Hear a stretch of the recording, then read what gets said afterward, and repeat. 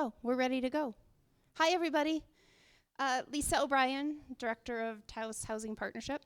I have to tell you, this space is kind of funny. I think I'm going to come back tomorrow and decorate it, or I'm going to paint it, one of the two. If anyone wants to help me, it might be a suggestion. You're probably all, it's a good thing that I'm not a school teacher because I would ask all of you sitting in the last 4 rows to move up here. I won't ask you to do that, but I'm glad to see everybody here tonight.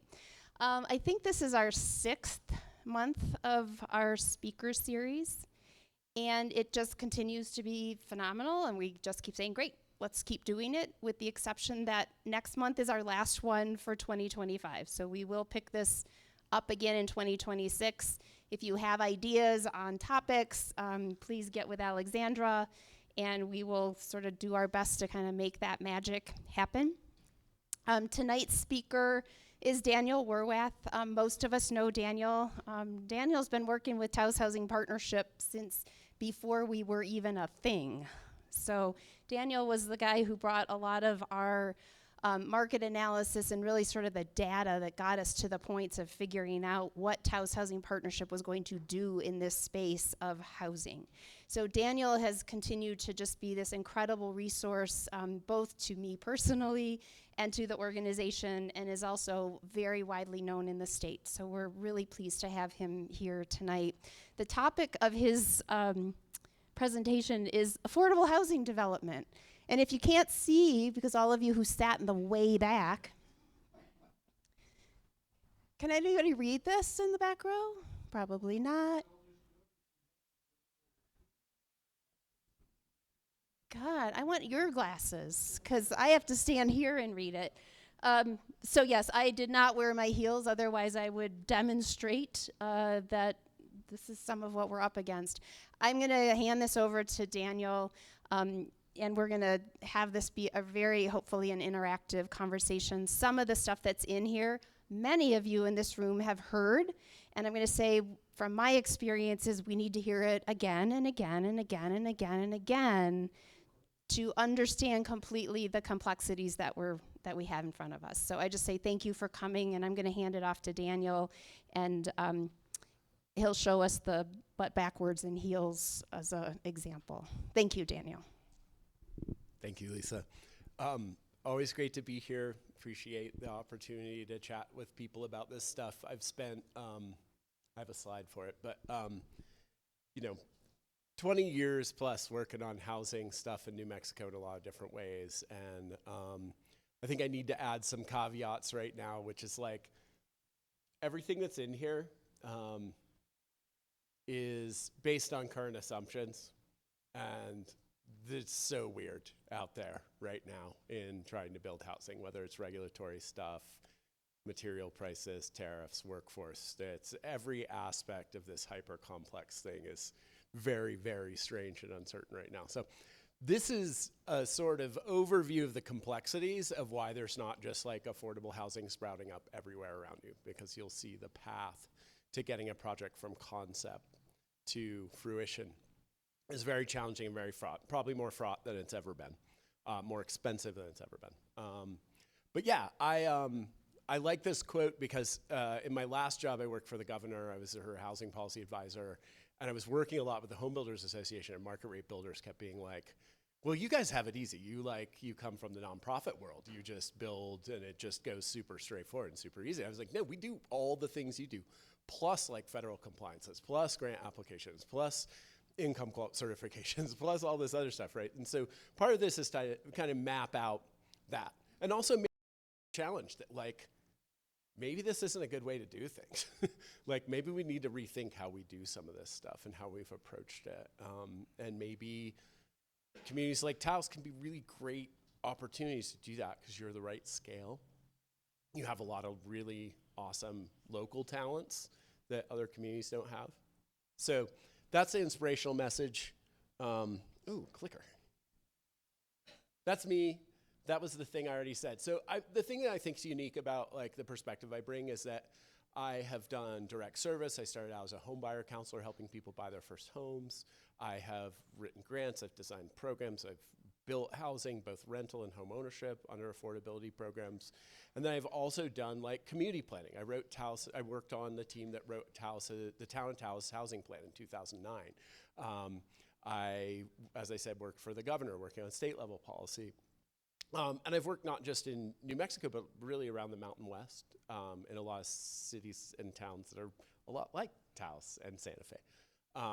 That's me with a 742-page grant application with 53 tabs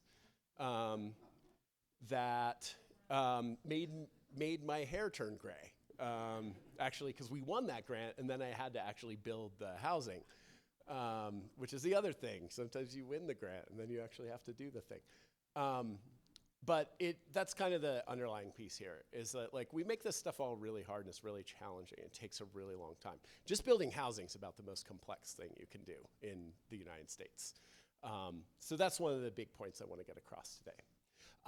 I just want to hit the numbers because it's really important when we're refreshing some data now, but average new home in Taos is tipping $700,000, right? And part of that's cost, but that's also who you're building for. You're building luxury housing, mostly for people who aren't from New Mexico. And so that's a sign that something is really wrong in your community, and your regulatory frameworks, in a bunch of different aspects of how you're approaching housing. The average family needs about $500,000 in subsidy to buy the average home in your town.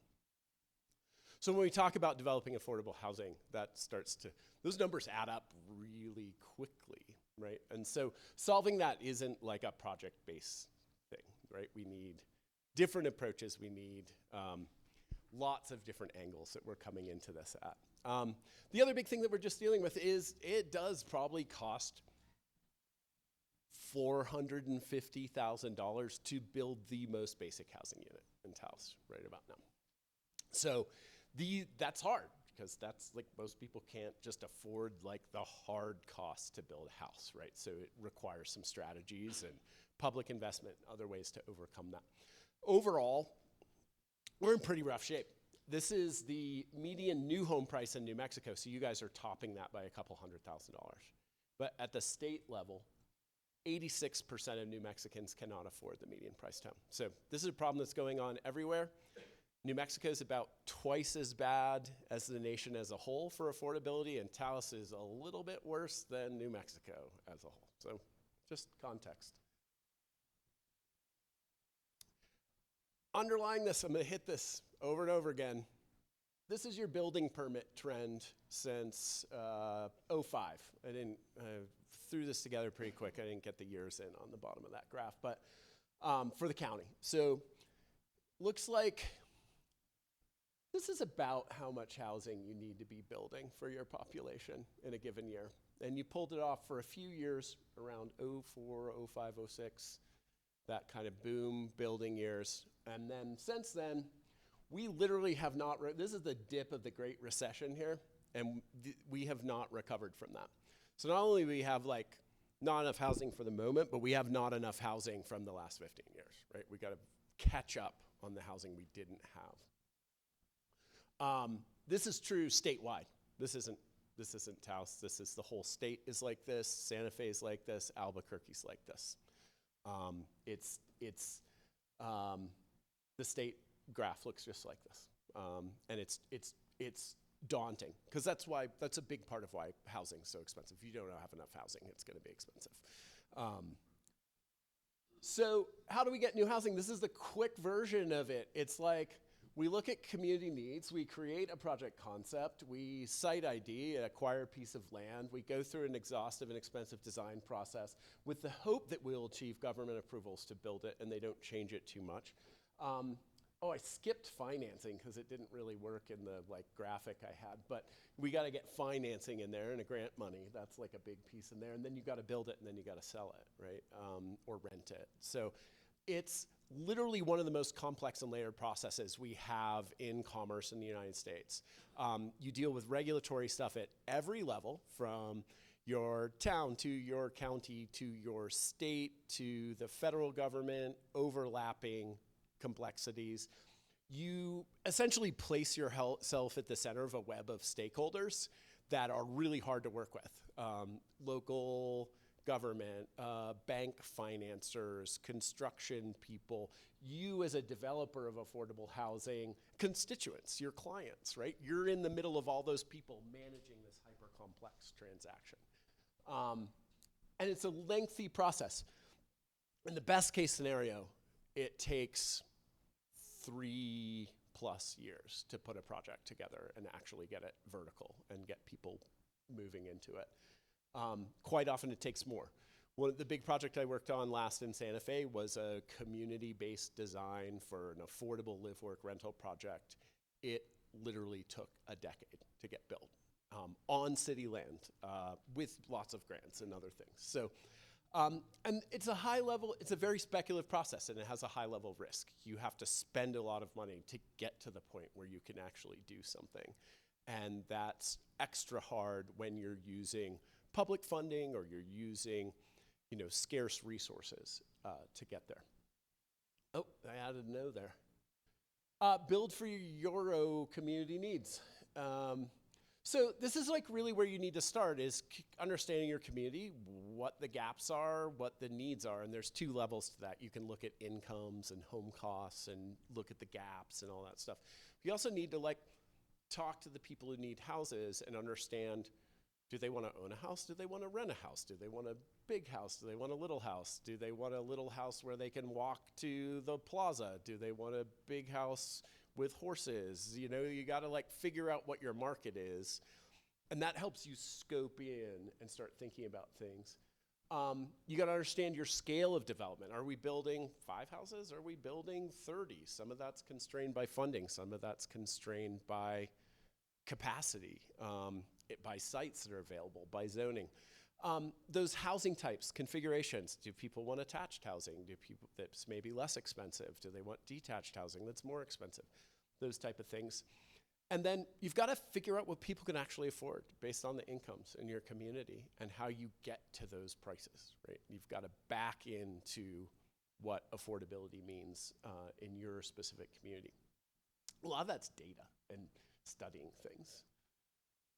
So site identification. Once you got a general idea, you're like, oh, I think we can build 20 or 30 units. I think, they're going to be this rough configuration. You start looking at sites. And sometimes sites drive it, right? Sometimes someone comes to you and they're like, I've got this sweetheart deal. I want to donate it to you. And you back into it, right? So that's one of the caveats there. This is not a totally linear process, and they can switch a lot. But you got to look at all these things. Is it a high opportunity site? Is it near jobs? Is it near good schools? Is it near public transportation, or is it near things that people want?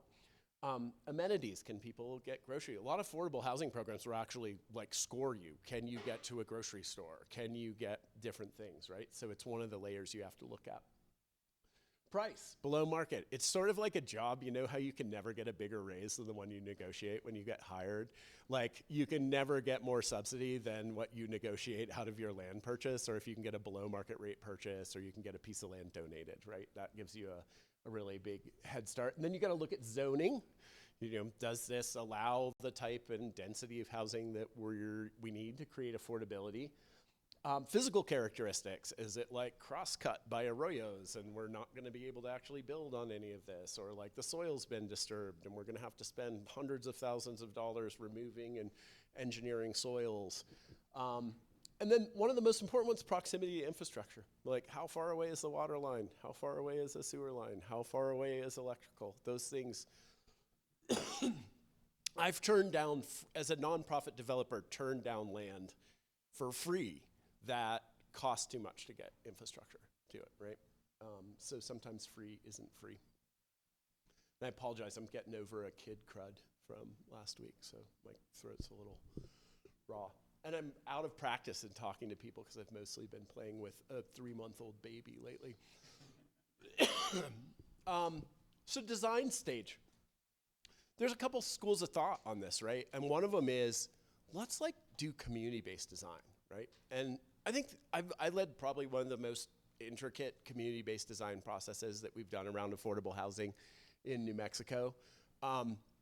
It cost $500,000 and took 3 years and resulted in a design that was very expensive to build and very hard to fund. So there's always a balance between what do we know from history and from building affordable housing and where can we start, but then how do we also respond to our immediate environment? How do we make sure that when we invest money in building a new neighborhood, it's something that adds benefit to the existing community, not just plops something down? How do we make sure that the housing in the neighborhoods we build have the amenities and the things that people need who we want to serve, right? And that takes time. Design teams are usually pretty complex. There's at least an architect and an engineer. A lot of times you have a site planner, a landscape architect. There's a lot of different roles in that, and it's pretty expensive. A lot of basic design processes on, say, a small subdivision can exceed $100,000 once you get through all the engineering design and everything else. That's before you even have a project you can build. You got to spend that money to get to that square one of putting a project together. It gets bigger with apartments. It's just scale.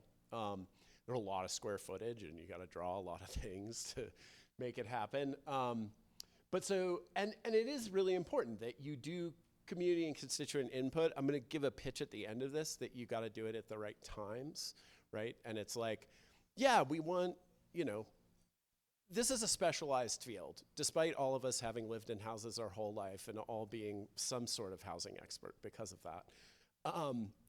There are experts in these fields, right? And just like we wouldn't crowdsource the design for an airplane, we would talk to people who fly on airplanes about how you design the cabin, right? But the airframe is probably best left to engineers, right?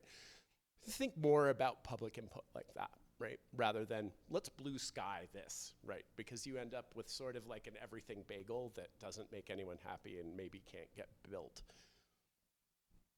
Budgeting. So this is an actual budget pro forma from a project I worked on. Pro forma is like a hypothetical model that looks at all your costs, all the different things. This is one tab of a 14-tab spreadsheet. It's really not fun for people like me who have attention issues. But it's where you start. You got to look at how do the numbers work? How much does stuff cost? And it's the beginning of sort of an iterative process of being like, well, we want to make every unit $200,000. And you're like, well, that's not going to work. And you can value engineer. You can say, oh, we're not going to do granite countertops. We're going to do something else. Or you can push-pull. And a lot of it in this, push-pull is a really important thing, because this is the other thing that we do a lot with affordable housing is and we do it with every housing project and every big infrastructure project. It's like when we go to do something, it makes sense that we want it to solve all the problems, right? But affordable housing is trying to solve a very specific problem, and you got to start with that problem, which is affordability. Then you move on to energy efficiency. In my mind, this is how I've always approached it. And then you try and do the most energy efficient thing you can do while still achieving affordability, right? Because you go too far, you kill projects, right? You're you make it too perfect and it can't be funded or it can't be affordable, and then it doesn't get built. Most nonprofit developers aim for break even on an affordable housing development, right? You're gonna try and come out with enough money to start the next project, and that's all you're doing. And that's the difference between a market rate developer and a nonprofit developer. Market rate developers are not raking it in. This is another myth, and I know this is a popular one. Modern housing development is out to the 100th place of percent of profit. And if it's 10 to 15%, it's healthy. If it's below that, you don't get bank financing. And if it's above that, you're in some other line of work that I'm not aware of involved in this, because it's just so expensive to build now. So it's not this there's no greedy developer in this. And I used to joke that in Santa Fe, I'd get accused of being a greedy nonprofit developer. HomeWise would be a greedy nonprofit. You're a developer, you can't be trusted, right? A lot of us got into building housing because we couldn't figure out any other way to help our clients, right? There just weren't houses in the market doing it. But a lot of where it settled was mixed income development models. And so this is the model that HomeWise used. I worked at the land trust in Santa Fe for a long time. We used this model. where you build a certain amount of market rate housing. It's really high quality, entry level market rate housing that helps pay for the below market rate housing. And it used to be that we could do 40% market rate and 60% affordable. Now those are at best flipped. Often less than that. Often like 20% affordable may be feasible at this time. It's really bleak. And it makes you as a nonprofit developer be like, is this even like worth doing? Why are we different? Is this value? Is this risk? Is this worth it, right?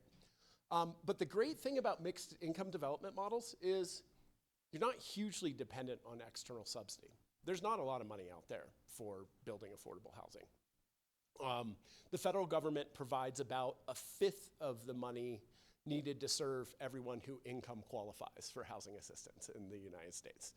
That number's way, way smaller in New Mexico, right? It's way smaller. So, and it's about nationally, and this is old data, so it's probably more now, but about a fifth of people in the United States need some form of housing assistance, 20%, are left out of our more market system of housing.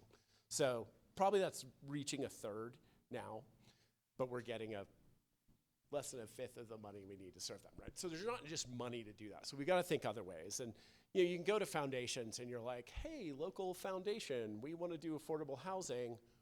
We only need like $9 million to do this one project. And they're like, oh, how about like 10,000? And you're like, okay, cool, but it's not gonna do that. So this mixed income development model has been a really sustainable way because it's also doing something you need, right? Is entry-level market rate housing is really needed.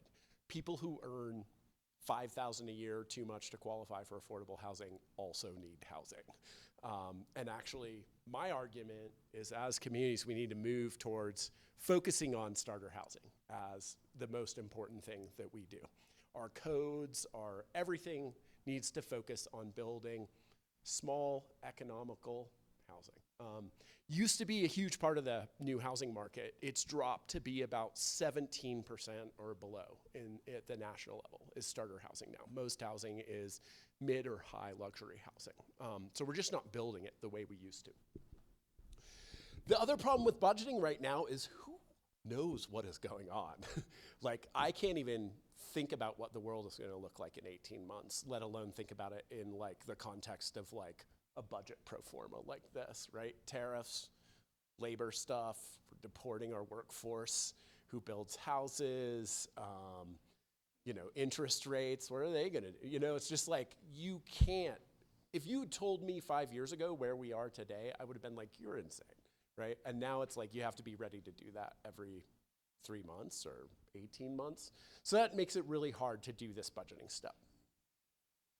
Also, stop me if you have questions or any other reason. Regulatory approval processes. This is like the worst. This is the worst of the worst. This is just like a standard project process. Pretty much any project of scale is going to have to do a rezone. Most of our zoning was created the same year as the rotary telephone, and it's working about as well for people's everyday lives right now. So you start with a rezoning.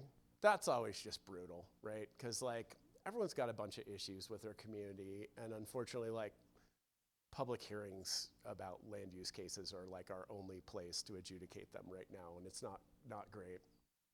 So, and it's really expensive and uncertain. I'm going to buy this piece of land, but it doesn't have the zoning, but we're going to go spend $100,000 and take it through a rezoning process. We may or may not come out with what we need to build affordable housing on the other end. It's very speculative. Then you get, say we're doing home ownership subdivision, and this mostly focuses on a home ownership model because that's what I think where we need to focus right now, because that's what the big missing link in everything over the last 5 years has been. Normal people can't buy houses. Subdivision, man, talk about a long process. You've got to completely engineer a whole neighborhood. You've got to create legal descriptions for every lot. You've got to survey it. You've got to then depending on your community, having a neighborhood meeting, then a preliminary public hearing, a planning commission hearing. In some cases, those go to city councils or county commissions.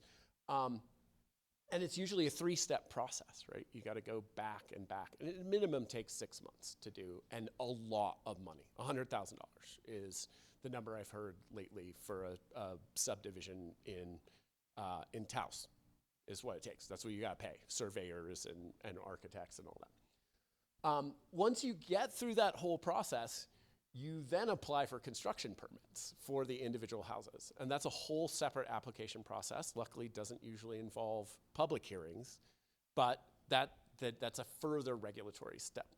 All this takes place several years, hundreds of thousands of dollars, and a lot of uncertainty before you ever get to like put a shovel in the ground or stand up a 2x6 or rostra wall or hay bale or whatever it is.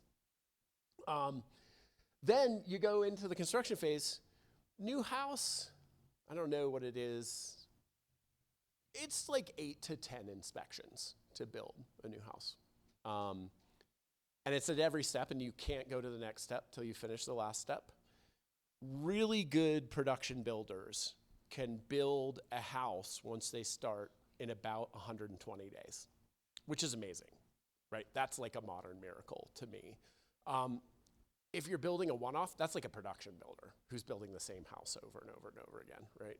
But if you're building a one-off, if an inspector's never seen it, if you're waiting for an inspector to come up from Albuquerque on a once-weekly trip, like a lot of rural New Mexico,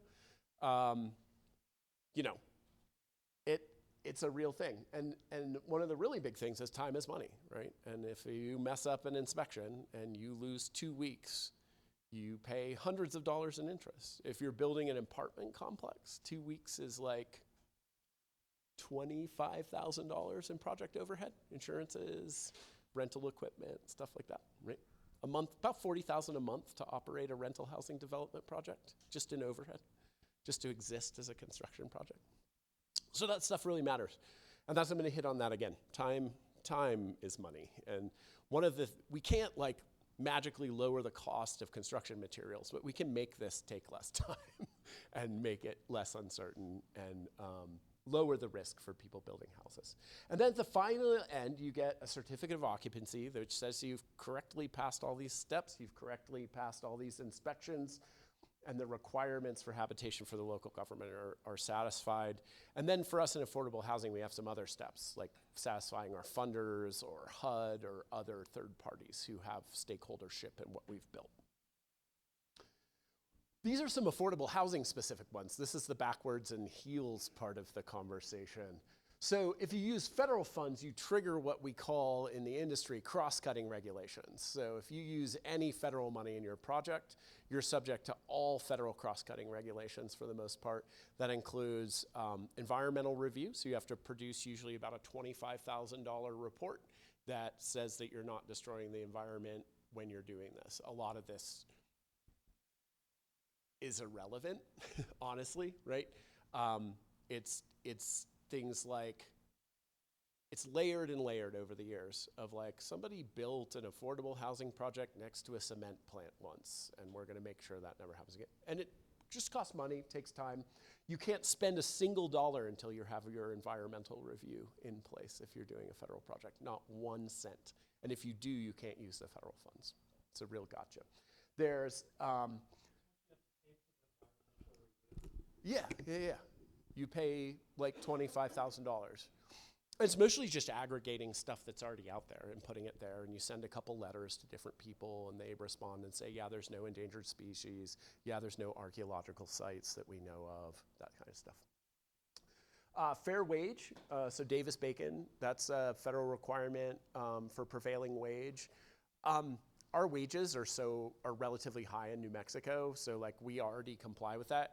You just are paying for the person to come and show that you complied with that. That's about $15,000 on a project. URA, so if you're doing an affordable housing project that is involving an existing property that has people already living there, you have to pay for their relocation. It's a good policy, but you also have to like evidence a bunch of stuff, and you have to have a consultant to do it for you. There's a lot of consultants getting paid in this federal stuff. And then Section 3, which again, this is like good stuff. Section 3 says you gotta hire folks from the communities that you're serving to do the work. Minority contractors, things like that, right? Again, it's not, in New Mexico, this stuff is, we do fair wages already. We are majority Hispanic state, like our contractors, we meet these requirements. You're just paying to show that you meet them. Then you get funder requirements. Funders always have their own things that are their own pet issues that you've got to do. The state has an Affordable Housing Act. If you're a local government, you're contributing local funds. You have to get a certification from the State Mortgage Finance Authority that you followed all the rules of our state laws around affordable housing. State affordable housing money comes with state design guidelines, which go above and beyond local code and above and beyond federal code. And so you've got, and they're expensive to comply with. They're good, they're energy efficient, things like that, but they're also like, you gotta have a playground, you gotta have this, you gotta have that, and maybe that fits in your commute, maybe it doesn't. Maybe there's a playground next door, you still have to build one, right? Like it's that kind of stuff that's challenging. And then you have your local government requirements. Did the local government put money in? Did things get leveraged in the approval process? Did we do a little bit of the everything bagel problem solving with the affordable housing project? So that really makes the next layer of it really challenging. So funding and financing. For affordable housing, it's layered and complex. It's so many different sources. The last big project I worked on had 8 funding sources. All people I was beholden to, all people I had to report to, all people who had stakeholderships in my project, and all people who had lawyers. Lawyers who are involved in your project is a bad thing. One of the hardest things is to fund this pre-development stuff, right? When you're looking at community outreach, surveying, early design, basically everything through site acquisition and infrastructure development, so building like roads and utilities, you have to be able to pay for that before you can start construction. You can get vertical construction money, but banks won't touch the risk of like building a road to a future subdivision, right? It's been one of the big holdups since the 2009 recession. No one will fund that work. So you basically have to have like millions of dollars sitting around to get a project going. Then you need like interim financing to finance the infrastructure that the banks will finance. I think they'll finance, let's say you have to have 50% of the money for the infrastructure or something like that. I don't remember the numbers off the top of my head, but you have to have like a big chunk of money. And then you do construction financing, which floats on pretty high rates, right? And so, because interest rates are now really high, it costs a lot to borrow the money, and that's where part of the cost of time comes from.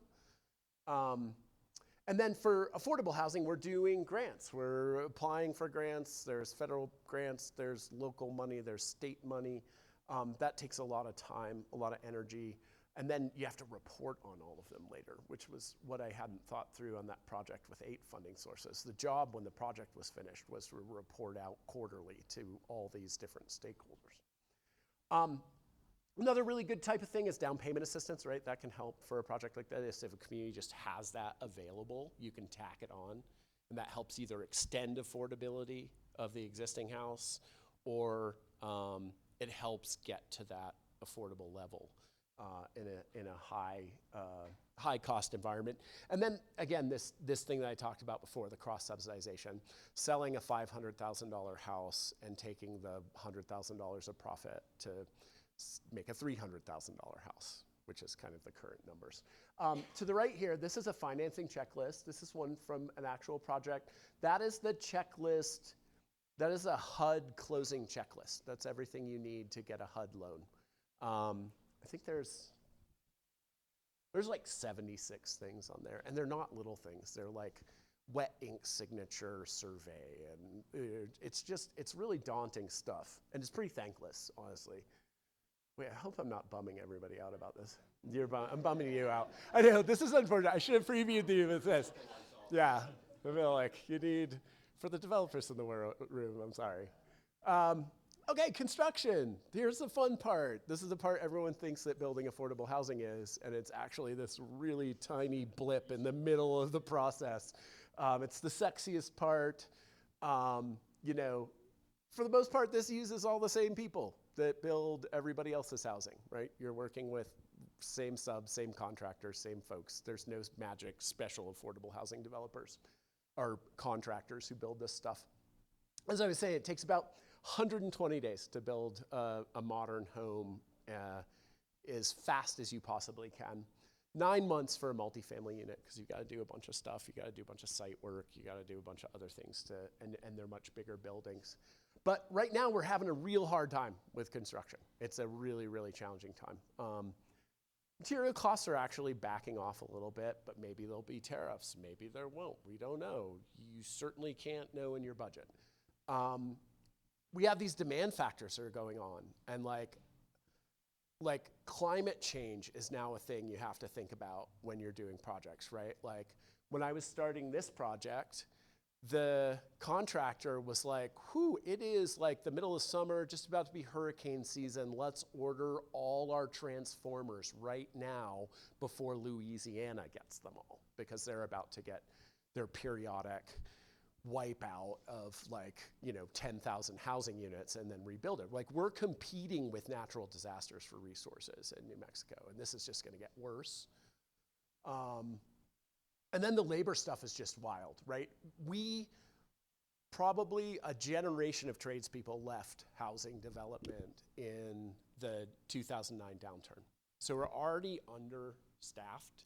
Like they're all nurses and they're super happy. They're like, this is great. Literally, like I knew a guy who's a plumber and now he's a nurse. But like now this stuff with like immigration enforcement, going to construction sites and arresting people, deporting people, citizens and not, like it's so toxic for this environment. During the legislative session, I was sitting with the guy who owns the largest construction dispute resolution firm in the country. He's based here in New Mexico. Like, how are you doing? He's like, I am busier than ever. Because guess what? No projects are getting done in time and they're all going to arbitration. And it's because people won't show up to work because they're afraid they're going to get deported. So bad for, like, it was already bad. And this just tips it over the top of just being so unbelievably challenging. And then there's like this process. Like there's a real misconception that if we just build affordable housing, it's gonna like solve all this stuff. There's a whole secondary process where we need to work with the people who are gonna be those home buyers. They're not magically home buyers, right? You've gotta start, you've gotta understand their household profile, how big their families are, what kind of housing they need, what their credit's like, what their mortgage capacity is like. That's what I started out doing, right, in this world. And I think there were people that I worked with for over 5 years to get ready to buy a house, right? I had one lady come in and she's like, I just filed for bankruptcy, but I want to own a house someday and I'm going to start fresh and do it right. And I was like, great, we'll do it. So that's the counseling piece. We're doing like credit repair, budgeting, saving for down payment and closing costs. That can take a year or two to get people in that place. This is a big mistake. Anyone who's looking to buy a house, don't be like, I'm now ready to buy a house, I'm gonna go start this process. If you think even someday maybe you're gonna buy a house, start now. Start looking at your credit, start looking at how you save a down payment. Because like a lot of people come when they're like, all right, I'm ready to buy a house. And you're like, cool, this is gonna take a couple years, right? And it really takes the wind out of your sails. So get ahead of it. Education, we wanna get people into houses, but we wanna make sure that they're sustainable homeowners, right? It's a big responsibility to own a house. I renovated a house that I live in now, and I used a slightly methy plumber. He was very affordable. He installed my boiler wrong. Guess how much that cost to fix? $8,000 to reinstall a boiler I already had right? Like if you're a low-income family, that wipes you out. So like really doing this education stuff to make sure like, hey, put $100 in a bank account every month for your house repairs. New Mexico, a little bit of linseed oil, a little bit of acetone, spray that on your wood every year. Like we have some unique stuff we got to do in New Mexico, right? But educating people about this stuff and making sure they're prepared to be successful homeowners, and we're not just setting people up to be messed up 10 years from now. Waiting lists. The demand for this far outstrips supply, so a lot of folks will sit on waiting lists for a couple years. But you've got to pre-qualify them for those programs. You got to get a mortgage qualified, and then hurry up and wait until a house comes along. And then closing, that's a whole other thing, right? You got to prepare them for all those financial documents, all the things they're forming when you're signing, when you're an affordable housing buyer, you commit to so many other things. You're like, when I resell this house, someone else gets a right to try and buy it first, and blah, blah. We put a lot of rules on affordable housing that we don't put on market rate housing, which has always been weird to me. We should make luxury homes on land trusts and let entry-level affordable buyers keep all their equity. I think that would be a much more smart way to do it. But this is a whole thing, and we can't forget this thing. And you need to be doing this thing the whole time you're doing the other thing and before. And you need to be talking to these people about what they need and what you're going to build for them. And you sort of need to bring them along in that process and also understand that like this is affordable housing. We can't do it all. If you want a coyote fence, you might have to build a coyote fence, right? Like that kind of stuff, like setting expectations and helping people understand that stuff. So how can we make it better? We got to make this stuff easier. We got to get the red tape out of the process. We got to make it shorter. Time is money, like I said. I mean, when I was doing that project during the pandemic in Santa Fe, it was like, well, we can get there to do that inspection in 3 weeks. You're like, that costs the project $30,000. That 3 weeks. And no one understands that. Santa Fe County did this really interesting study in their current housing plan that looked at what the cost of the approval process for a large project was, which takes about 2 to 3 years there to get a scaled, like 100+ unit project approved. It's $80,000 a housing unit, right? When we talk about ways that we can actually lower the cost of housing, this is one of the only levers we can pull. We can make it simpler, faster, more straightforward. We got to grow our local government support. And this probably isn't news to anybody, but the federal government probably isn't coming in to save the day on anything financial anytime soon, and especially if we're talking about helping lower income people. They're going the other direction. Invest in your nonprofit capacity. Nonprofits do this work day in, day out, regardless of who your mayor is, who your county commissioners are. They are a place to vest resources in the community that are insulated from politics and are mission-driven and community accountable. We need abundant housing. We need lots of housing at a lot of different price points. One of the biggest mistakes activists in housing make is like, we should only be building the most affordable housing, and it's 100% wrong. We need housing at a lot of different price points. What we're doing right now is building mostly luxury housing and nothing else. We need to build mostly starter homes and allow a few luxury homes that are hopefully figuring out a way to support those other homes, whether through taxation or other means. But we need it to be abundant. We need people to have housing choice. That's what leads to lower prices, is housing choice. We need to increase literacy. This stuff is like, unfortunately, highly complex and highly counterintuitive, right? Like a lot of our gut reactions about housing microeconomics just aren't right. Our instinctual responses at the community level. I had a guy in Santa Fe who was like, why don't we just stop building housing so people stop moving here? And you're like, this is not exactly gonna work how you think it is. This is a really big one. Just elect pro-housing people. Like, there's a version of local government that is like, we've elected you to reflect the sort of basest instinct of the most outraged person. Or there's like, we elected you because you're slightly smarter than the average of everyone who voted for you. And that's what we need from politicians, right? Who see the big picture, not just see the people in the room in front of them in public hearings. Public hearings are wildly skewed, older, whiter, homeowner, and they're not democratic, right? And so I've got a whole nother slide about how we'll talk about that. But we just need better people who understand the big picture and understand what communities need, right? And communities need more housing. They need affordable housing. They need entry-level housing. Advocacy. When they're meeting, show up. you're here. You're already doing the stuff.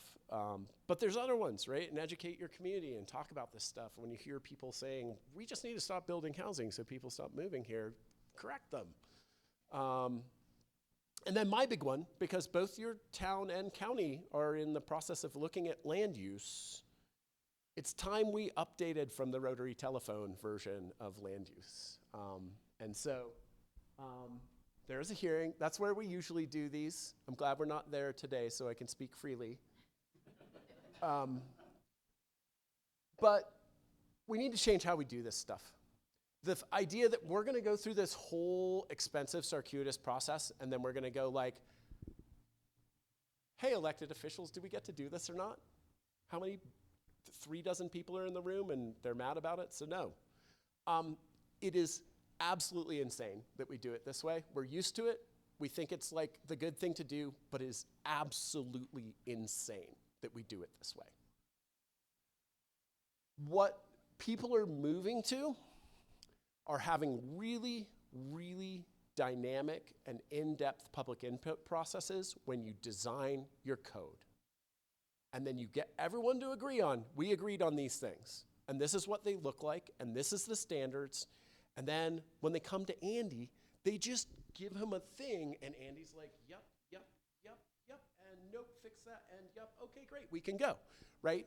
So we get away from these subjective processes where we ask volunteer boards or volunteer elected officials or low-paid elected officials to make these decisions for us based on a lot of times who's in the room, which isn't representative of community need or the community demographics. So clear performative standards that are based on robust public input. And when I'm talking robust, like what we're talking about is like, we're not just like getting pastries and inviting people to rooms. We're saying, hey, you're like a young college student. We're going to pay you to give us input. We're going to get people who represent the cross-section of the community and pay them to be an oversight board, right? That's how you do it. You curate people who are diverse as your community is diverse. That's how you get this stuff. You don't get it. Like, you get the joiners. You get the people who go to a lot of meetings. No offense. I love you guys. You should. I'm happy you're here.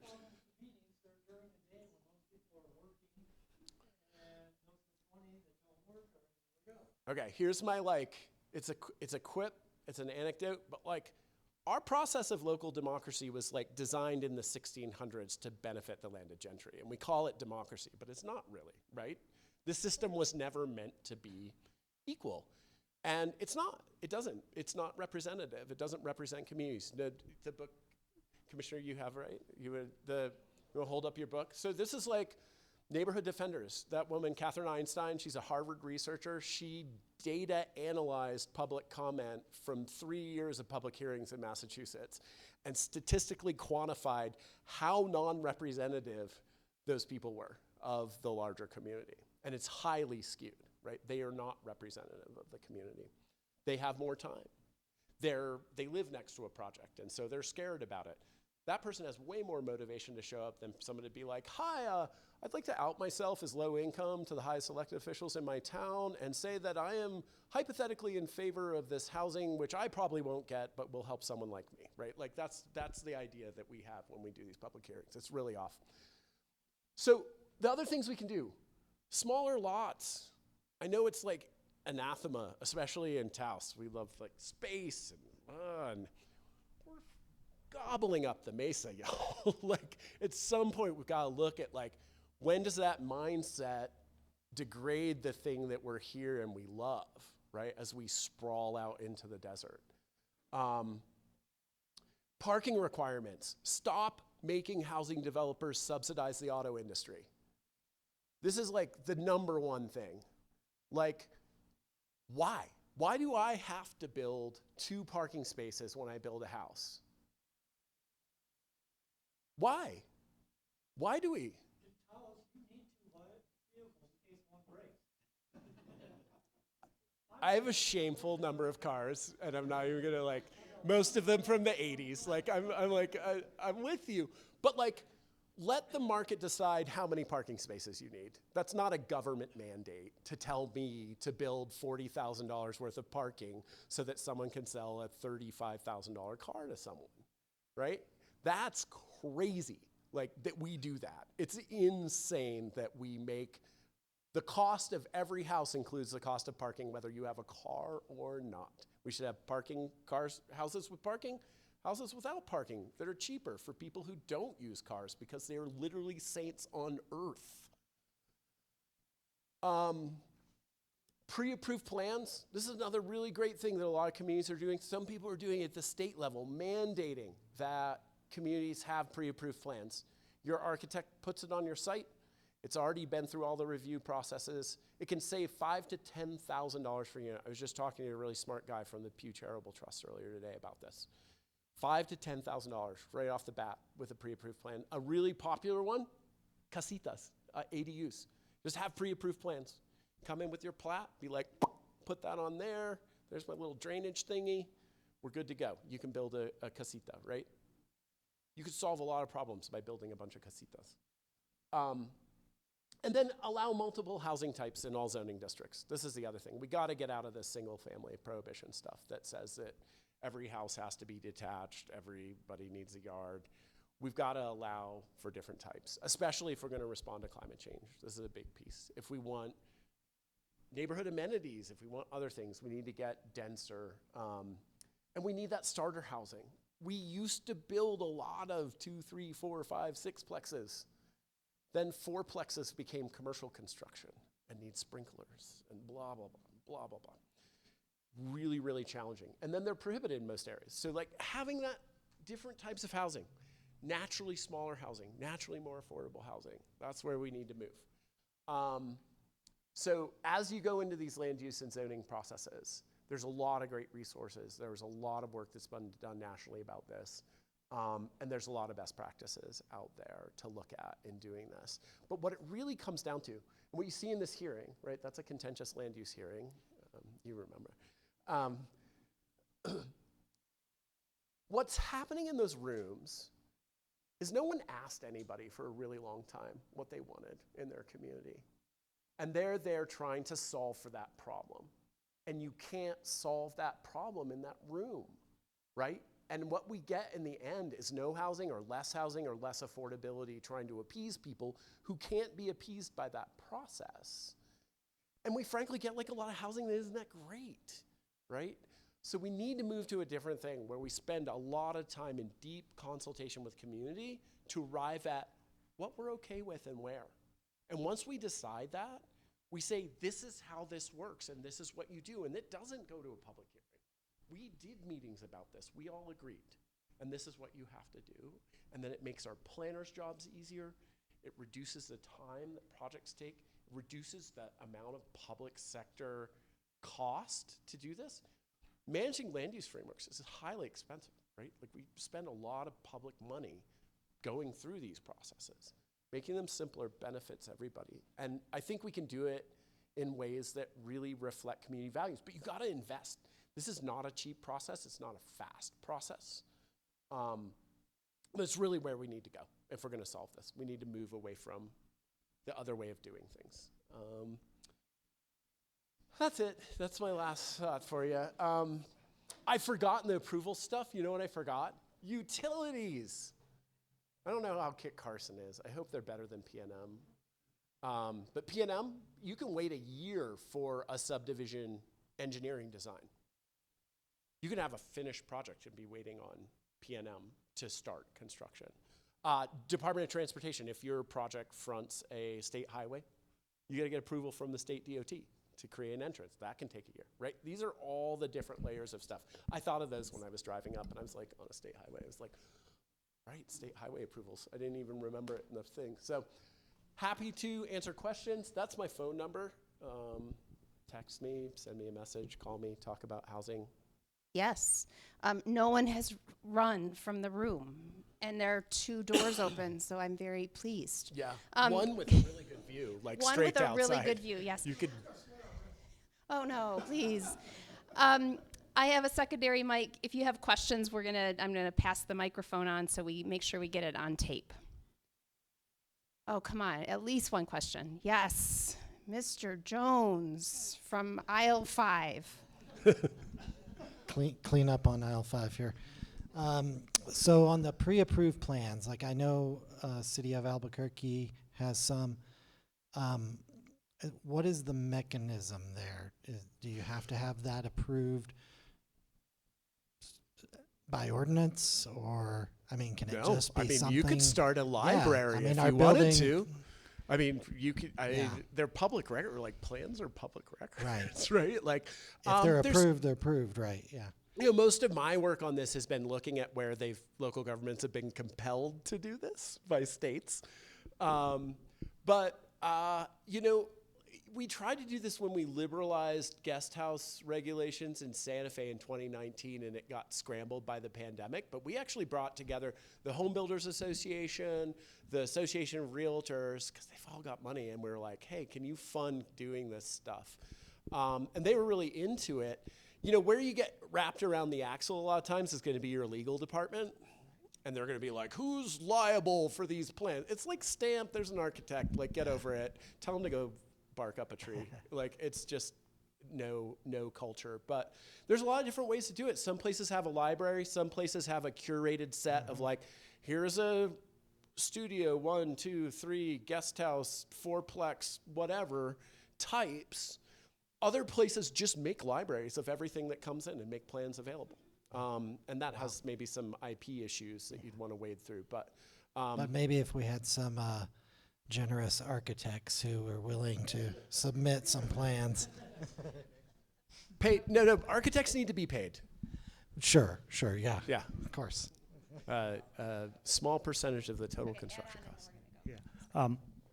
Yeah, so I'm first of all, I just wanted to thank you for what I thought was a pretty candid description. I'm That out hit, of Fs. Yeah. Yeah. These that days. really, so thank you for that. And as one of my hats as a registered architect, I had a client come to me with a set of pre-approved plans from Albuquerque, and it was great. And so what I did, and because he really needed, I adapted it. They had a full set of plans. I made it so it works in this climate, worked it out, I think. Yeah, some tweaks, put it on a site plan, did your local requirements, and drainage, stuff like that. And yeah. it was a pretty good set of plans, and it really made sense. And it came in, came in at a quarter of the cost, as if I had, developed and worked through, and would have come up with something pretty similar anyways. Right. And the thought is, if we do this right, maybe you do a lot of those, and you don't, it's like, we get into the scarcity mentality sometimes, right? Mm-hmm. And I'm not accusing you personally of this, but I'm just saying we're like, whoa, this is only a quarter of the cost of what they'd normally have to pay me. And it's like, yeah, but hopefully you'll be doing like 4 or 5 times as much of that, right? Like if we're lucky. And with CAD now it's all digitized. What I did, but my question of you is, can you let us know what municipalities in New Mexico or outside of New Mexico really have some good developed new progressive zoning that we could look at and maybe see? Cruces. Cruces probably has the most progressive land use policy in the state. They just adopted it in the spring. It was the outcome of a general plan update and a multi-year community input process. The city, yeah.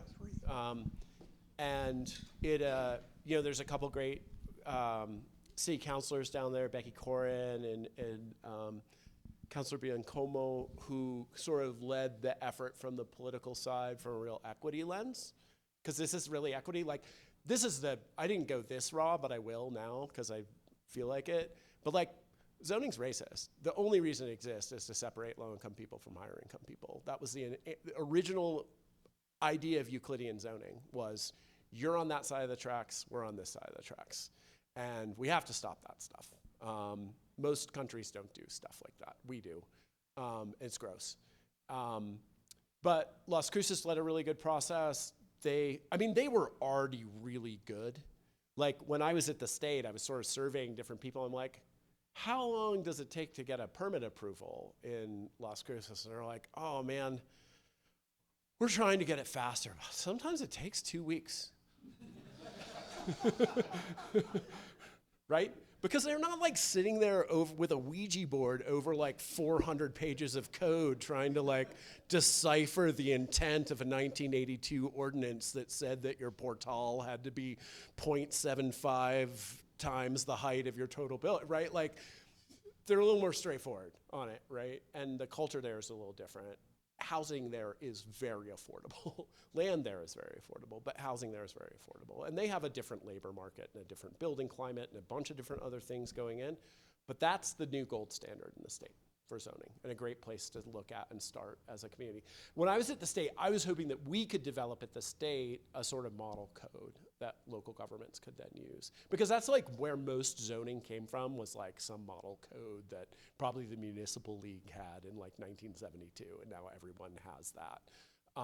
Or it's the antecedent of what they have today. And so it'd be great to have something that lowers that barrier for folks. But you still gotta do the community process. You still have to get people to understand. You still have to walk through that with people, and you have to make the tweaks for your community to reflect it. But I would start there. That's my favorite. Albuquerque's done some pro-housing stuff. Then they also shoot themselves in the foot. Santa Fe is like, oh God, it's like absurd. If you read the New Mexican last week, there's like a phase 1 land use update, and a bunch of us advocated for some affordable housing incentives in that land use plan.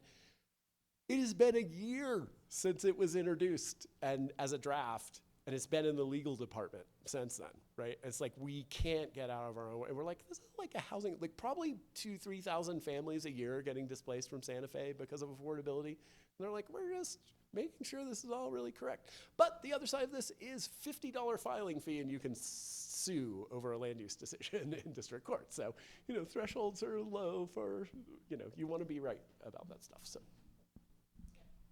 Okay, so back to the thing about some generic housing plans and things like that. Exceptional but replicable housing plans. I couldn't help thinking about something as you were talking and other people were talking about. Other places I've been in the world do not do what we do in this country. They are more like my father's generation 100 years ago, where people built on a plan for a house in the future, but they would start on a small footprint and build out. That seems almost impossible now. It's really hard to do. When I was at the Housing Trust, we did a lot of single family development, and we always built our 2 bedrooms off of our 3-bedroom plans. And we always had some utilities stubbed out and another bathroom stubbed out, and the ability to add that really easily. It's hard though, right? Like we don't live in that world where a lot of that is a product of people building things themselves, which doesn't happen anymore. I'd love to see it happen more, especially in New Mexico, where a lot of people actually know how to build their own houses if they had the time. They're busy being wage slaves or other things and don't have the time to do it themselves. But that's a model, right? And that's like the thing you got to think about, right? There's a lot we know, but there's a lot that's unique to your community. There's a lot of unique talents, and you want that to be reflected in what you allow. But yes, it would be nice if we could do things more incrementally. Unfortunately, now you have to go through all those permitting steps. Well, not all those steps, but you have to re-permit every time you add a bedroom, right? It'd be neat if you could permit a whole house and do it incrementally, right? That'd be a cool idea. Phased, right? Like a phased house. Like here's our 5-bedroom house. We're building like the kitchen, living room, and bathroom right now because that's what we can afford, right? Which is, right now we're lucky if we can afford that. But kitchens and bathrooms are expensive. Any other questions? Because if not, I'm going to ask you to flip back on a couple of slides. There was the one towards the beginning where you had kind of the timeline, back. I know. Back. Almost made a slide. This one. This one. Yeah, isn't this an interesting one? I just want to provide a little bit of context of sort of where Taos Housing Partnership is right now in regards to some of these things, because as Daniel was really pointing out, that you have to do things from multiple. So I hope if all of us leave here today, the one thing we're hearing, we need housing at every single level. We refer to a housing sidewalk. We need it from emergency shelter side all the way across to first-time home buyers. Yep. So everything, which means housing, development, building has to be moving consistently. It's not one thing. So we can't just say, well, let's just build the workforce stuff, because we're not going to get there. So I want to just kind of provide a couple of things of what you don't see, because as Daniel put it very beautifully, the sexy stuff, the really juicy stuff is when people see stuff building up out of the ground. Right here, right at the end. Yeah, and remember that's way, way, way over there. There's a lot of stuff that's happening. So I just want to kind of put a little bit of some Post-it notes on this one. So this community need piece, we started with Daniel. We started years ago with all of the stakeholder groups, and that's how the 3-year roadmap for Taos Housing Partnership came to be, was out of those conversations around community needs. We have advanced on that, and I want to acknowledge Commissioner Brush, who is here, and Andy from the planning department with the county. We have an amazing partnership with the county and Taos Housing Partnership right now, and we are working very aggressively and really deeply on a couple of things. Another part that we're working on with a community need, we will probably have a formal final market analysis needs assessment out. And I know everyone says, oh great, Lisa, another report. And I'm going to tell you the stuff that's coming out of this one is what led us to that $565,000 median income. We're really trying to drill down into what are the numbers here, and it's not just the income levels, it's the housing data that we need to look at, and we're also trying to make some of those assessments about what do we have here in terms of that need. So one of the strategies, activities we're working on, we've identified 9 of our larger employers in community. The Ski Valley, Sentinel Bank, UNM Taos, the county, the town, the hospital, the school district, and we're engaging with those CEO directors to do a very, what I hope is a very robust assessment, survey, not just the question, do you want a house? Do you want to buy a house? That doesn't give us any data. What we need is what are people able to afford? What can they look at in terms of types of housing? So this whole community needs assessment, I'm telling you, there's a lot of stuff cooking in that area right now. Project concept, site ID, purchase. And these are mushy, right? Mushy, These I like it, these mushy. or the technical, the like nuanced term we use is iterative. I like mushy. These I'll feed remember back that on one. each other, right? You do your community needs, you're like, oh, here's a rough concept of the project, then you actually start looking at sites, and then you're like, oh, we gotta look back at the project concept, then you have to jump back and you have to reassess your community needs, because guess what, like, stuff is moving fast, right? The data that I put together 2.5 years ago, 3 years ago is trash now. It's Not not trash. No, but it's like, it's not. Mushy trash. It's not trash, it's just, look, stuff is moving fast. Housing prices are going up fast. Incomes aren't keeping up. There's a lot of stuff. Interest rates have gone up a ton, right? That Yeah, affects that was all buying power. different. These are all things, these factors are moving around really quick. So, you So gotta, I want to talk about this site ID, because again, everyone's like, where's the development? So I'm going to give you a couple of examples. We talked about it the last couple of times in sessions that Taos County has got funding and purchased the 9 or 10 acres behind the county administrative building. There is that whole pro forma thing that you're talking about. Oh my God, my head spins, because it's literally, but it's brilliant, because you can say, oh, if this costs this is how everything else sort of flushes out, and it's this massive spreadsheet, but it helps us get to that pencil to paper to figure out what is it we can build on that site. So the county project is one. Taos Housing Partnership, we've identified several properties in town over the last year, and I get really excited. I go, oh, this is going to be the one. And then we go to pro forma, and I go, oh, well, maybe it's not the one right now. So there is an enormous amount of work that's going on the site ID. And then see this should be in absolute big, huge capital letters, purchase. I'll give you the example. We've been reviewing a site in town. Price tag on it is 1.2. Infrastructure on it is about 2.2. And that's just to take down the land and to figure out how we're going to put roads and sewer. That has nothing to do with building. Okay, so I'm a nonprofit. That's what I'm looking at, is a 3.3. And when Daniel talked about all of the survey stuff and then all of that other stuff that has to happen before you can even get to this, let alone that, that's what we're dealing with. We've got some small builders that we're working with, developers, Phil Basehart with EcoHab. Taos Housing Partnership's been working with them. They just put, I think I can say this, we just helped them get a grant application into the state to see if we can and help kind of reduce some of that cost. So this is the work that's happening that nobody sees, and I'm telling you, it's massive amount of work. I won't have you go to the other slide, but just to reiterate the home buyer education piece, doesn't happen overnight. Taos Housing Partnership, again, thanks to Taos County, that's a sponsor on this with us. We've done 4 classes in the last, 14 months. We have another class coming up on September 20th. It's so important for folks to start the process because this is the development side. The preparation to become a home buyer is a whole other thing.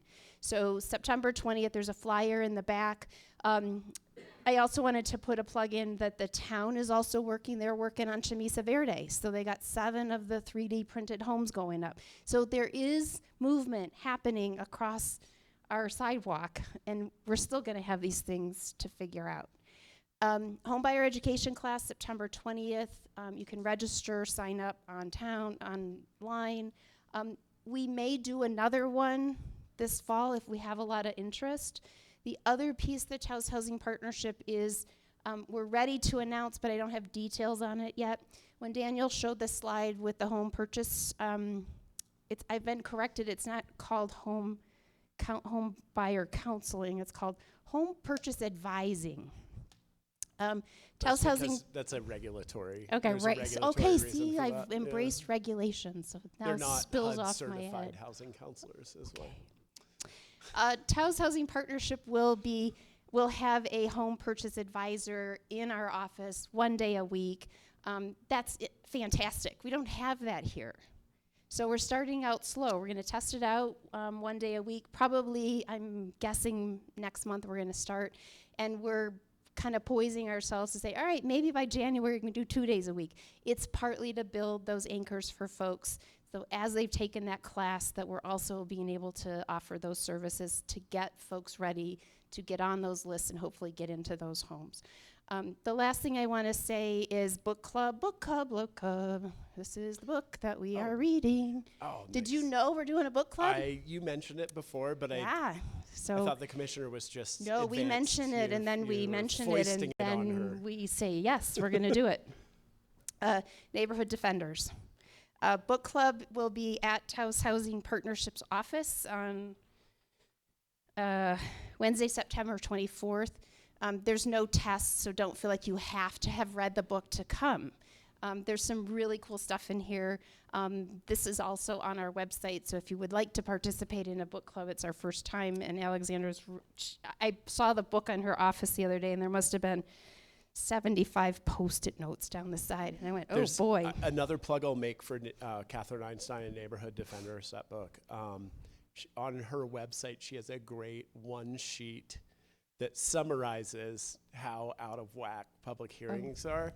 Some really intrepid people print that out for elected leaders before land use hearings and hand them out. Just Ooh. saying, just as a reminder before public comment in land use hearings. And just on that advocacy side, It's just a we're suggestion. starting to kind of prep and practice. I think that's the way I want to say it. We have a couple folks here who Alexandra sent an email out and said, hey, there's a planning and zoning meeting at the town last week on Tuesday. There was not a public hearing. But what we thought was, well, let's just show up and kind of get lay of the land a little bit and just sort of see what we do. So I just want you to know that that's another avenue that we're moving into, is to kind of communicate back to the public. If you are interested in, you don't have to come and speak, but you can come and listen. So we're going to start moving in that way too, around how can we start creating a little bit more of that space to have people come and be seen and also be heard. We want housing. We need housing across the entire sidewalk. So that's going to start coming up too. Could I reinforce something on that real Yes, quick? please. Another great place to show up is petitions from the floor of governing body hearings. So your town council and your county commission hearings. Those are times when people from the public can raise issues, usually for 2 to 3 minutes. of concern to elected leaders. And one of the challenges we've got right now is that housing affordability is a super silent problem. Guess what happens when someone can't afford to live in Taos? They move.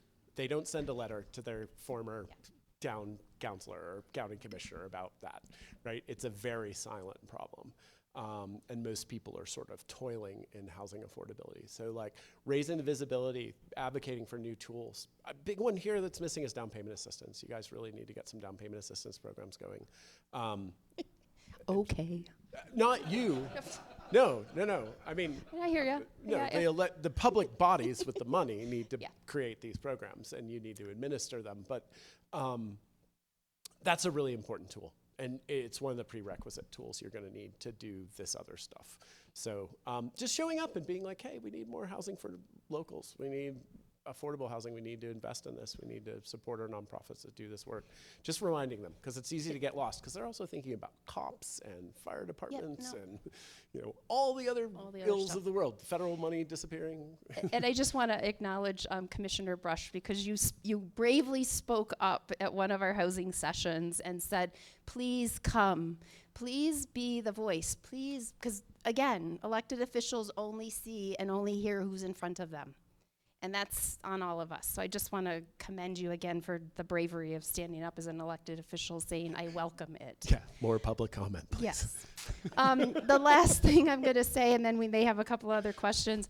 I'm so glad, Daniel, that this was not the first one we did as this listening session, because I don't think anybody would have come back. Maybe not, but thank you for just continually being candid. Do the tough and stuff too. I know, and doing the level set and being honest about it. And we've got to be real for a second. Taos Housing Partnership is diving into one of the hardest things to do at one of the hardest times ever, right? And we just got to be real about that. And it's brave and it's essential. It's also doable. It may not. Who knows what it will look like to make it happen. But it will happen if we keep at it. We just got to not lose momentum. We're working. There's been some momentum lost, not on your part, but by some of the other players who were supposed to be nudging this along. And we're not going to name names, but they are people who are accountable to people in this I did room. not ask him to say that. I just No, want that. I've known. told you, out of Fs. Out of Fs. We're good. There was We big are all talk good. big talk a couple years ago and sort of lost the thread on that some places. We did, and we Maybe it's the people with less building permits between this town and county. I don't know. Look at it. It's available on the census. Okay, the last thing I'm going to say is our last session, which is our next session, is on October 15th. And the title, so we can all leave our 6-7 month series and feel very optimistic, is titled Affordable Housing, Creative Innovation in Taos. And we felt like that's a good place to land with the end of a 6 or 7 month speaker series. So I don't believe we have a handout in the back, but this stuff is on our website. I want to acknowledge Mark Goldman. He introduced himself as an architect. Mark is also on Taos Housing Partnerships board, and he will be one of the 3 panel speakers for that event. The other 2 folks who are coming, Phil Basehart, who is with EcoHab. They're doing some pretty cool stuff on some 2 houses. Again, 2, not 75, 2. And we're welcoming those into community. And then Scott McHardy, who is at Pumice, does he do Pumice Crete Wall Systems? And I think he is doing some work out at Taos Pueblo. I just want to put it out so everybody hears me very clearly. We did not handpick these folks. We went out to several what we saw as innovative or unusual, alternative, whatever we want to call it, and said, hey, would you be interested in speaking on the panel for our last session? And we got responses back from several. So I just want to be really clear, this was not Taos Housing Partnership saying, oh, we like that one, but not that one. So we went out pretty full broad on that one. Any other last questions on this? Everybody's in, yes.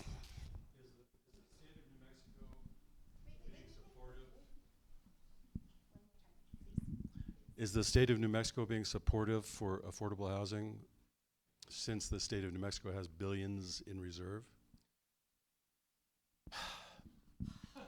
Did we all do that? It's a challenge, it's on the money side, yeah. Last year, the legislature set aside about $230 million for housing. It was unprecedented. And I worked that session for the governor, and we were really successful in getting money for housing. Our problems, money can't solve the problems we're in right now. We've got systemic problems. The way we tax housing, we charge sales tax on the entire construction of a home in New Mexico is bonkers. We tried to run a bill to exempt starter homes for a few years to try and get starter homes going. Couldn't get it through, wouldn't balance in the tax package. Particularly on the Senate side, there's a lot of old school thinking.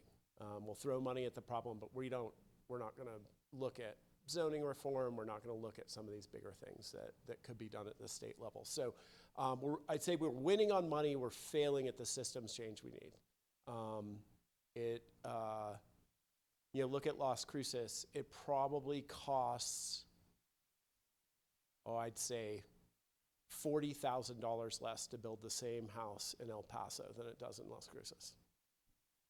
About 30,000 of that is sales tax. So, our property taxes are lower. These things are like, it's half a dozen of one and 6 of another. But there's real structural stuff that we could do to make housing easier, less costly to build. And that's the stuff we really need to focus on at the state level. Because the money involved, $500,000 a unit to subsidize the average home and house for the average family, right? That you burn through money fast. I'd love to see modernization of how we do money for subsidy and things like that. But I would say, in terms of the marks of dedicating funds, when the state is flush, they did the right things. I'm just going to add my perspective on this topic from a small community is that we have seen sort of a flow of new money. So I mentioned there's one that's called the Innovation Fund for funding. And I went, whoa, This last year's money. cool. Yeah. We can all apply for that because we're innovative. And then we started to look at the application and we all started kind of scratching our head going like, if you looked at the evaluative rubric for a small community like Taos or Las Vegas or Cuesta or, anybody north of Santa Fe, we scored 7 points out of a possible 45 because we don't have the stuff. So it was an example of this beautiful cookie cutter application process that fit Albuquerque, Santa Fe, Las Cruces, and then you bring it over here and have it try and fit a small community, and it doesn't work. So we're back to sort of like how to push some of those conversations, and not so much, hey, we're small and we're special, so give us a break. But thinking about policy and funding, Yes. meeting the needs of the whole state. Yeah. So we have need here just as much as there is in Las Cruces and More. Thank you. We have more, but we don't have the scale. So oftentimes we're sort of like, oh yeah, I got 10 houses, what is that? So those are conversations that when we start talking about policy, you're talking about local, you're talking about state, and you're talking feds, and all of that at once. Yeah, I would add that the way that we give out money in New Mexico for stuff like this is super burdensome. You have to be a professional at applying for and using that money. It is very cookie cutter. It is administration focused, not outcomes focused. And it really honestly is the outcome of, so like affordable housing really grew up in New Mexico in the 1990s. And it was like Clintonian welfare to work time. It was the first time that we'd ever done these programs, and we made them really burdensome. We made them burdensome to apply for nonprofit developers. We make them burdensome for people. We didn't have enough resources, so we make it hard to get to them, right? We're at a point where we need to rethink that stuff. People who do what Lisa aspires to do spend half their time managing grant applications, reporting, administrative burdens created by this stuff, and it's not going to work in the future. So that's the other side of that coin. We put a lot of money to it. We're not evolving how we use that money, how we get that money out in community, and we need to get more flexible, and we need to get more creative. The whole means testing thing is wild. Like, idea that someone who makes literally $1 more than an income limit needs housing any less than someone who makes it less. Like, these systems are old. They come from old thinking. They're frankly colonial in their structures. Tough part, I don't know what the other answer is, right? Like, I don't know. I mean, we spend 40% of administration to make sure that we're probably avoiding 3 to 5% fraud, right? Like, it's like these things that we're doing wrong that we need to rethink how we do. And you can do that with local money, right? That's a great thing. You guys can bond, you can do all kinds of things at the local level to generate money for affordable housing that has none of those rules, right? You can design your own programs for your own community. You can serve every person who lives here, right, if you want to. So that's another, that was on the slide. That was on the slide. We all remember that. Local funding. Local funding. Local funding. Wow, it's 6:56. Thank you again. Every time I come, I learn something new. Every time I come, I go, oh, yep, I remember that, and I probably need to hear it 10 more times. And every time I come, I'm so grateful that all of you just continue to come. So I encourage you, next October, one last session, and then we're really going to start rolling out, okay, what does it now mean to be active in this world, in this work? So thank you for coming tonight. Let us know, text Alexandra or I, email us, let us know what you need, and thank you again for your time. Appreciate it. Thanks, everybody. Thank you, Daniel.